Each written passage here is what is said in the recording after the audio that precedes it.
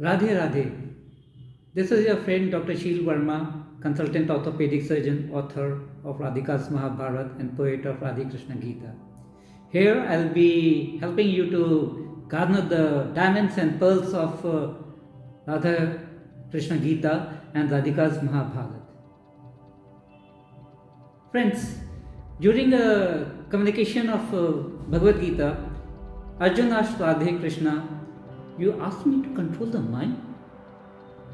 You asked me to control the mind, which is as much as difficult as to control the wind. How it's possible?" Now, before Radha Krishna could have said anything, here I would like to compare mind and wind together. And when you have to do the comparison of two entities, you have to personify them. So let's personify mind and wind. Let's compare their virtue and forces. You see, whenever we personify two things medically, we take them to be as a living person, and the living person has to have a consciousness. So let's compare the consciousness of mind and wind. Consciousness is basically in the orientation of time, place and person. So let's consider wind first, and let's consider its orientation with time, place and person. Wind at point of time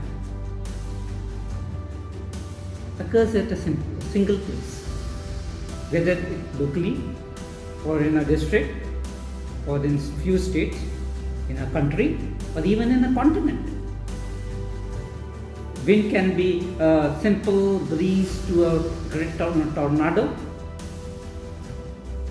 and it has got a very vast expanse, right from the local area to a continent. And whosoever are living in that area are the person with the wind's effect, that tornado's effect. But now let us consider the forces and the virtues of mind, its consciousness. When we start comparing the consciousness of mind with time, place and person, so the mind is right from the infinite to the infinite future, from infinite past to the infinite future. That is the extent of time of the mind. It can go from billions years of before to the billions of years after this point of time. Places. Mind can go anywhere, right from here up to another milky space or Milky Ways. Or mind can go from here at this point to the Milky Ways, the galaxies, the depth of ocean, the deepest of oceans. It can go anywhere. It can go to any planet, galaxy or Milky Way. You never know where it's going, where it can go. And yet, when it comes to the person, mind can interact with anyone. It can interact with persons of the history and the persons of the future, maybe after billions of years. So you see, when we compare mind and the wind, mind appears to be a giant in terms of consciousness. The virtues of mind is more stronger than the wind.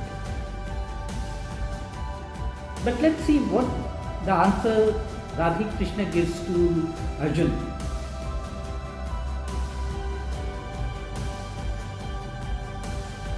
Though mind is difficult to control, but it can be controlled. And here what he says about the control of mind. In simple sentence he says, regular act of practice of meditation with dispassion can control the mind. So you see, regular practice of meditation with dispassion. Regular, that means you do daily practice of meditation.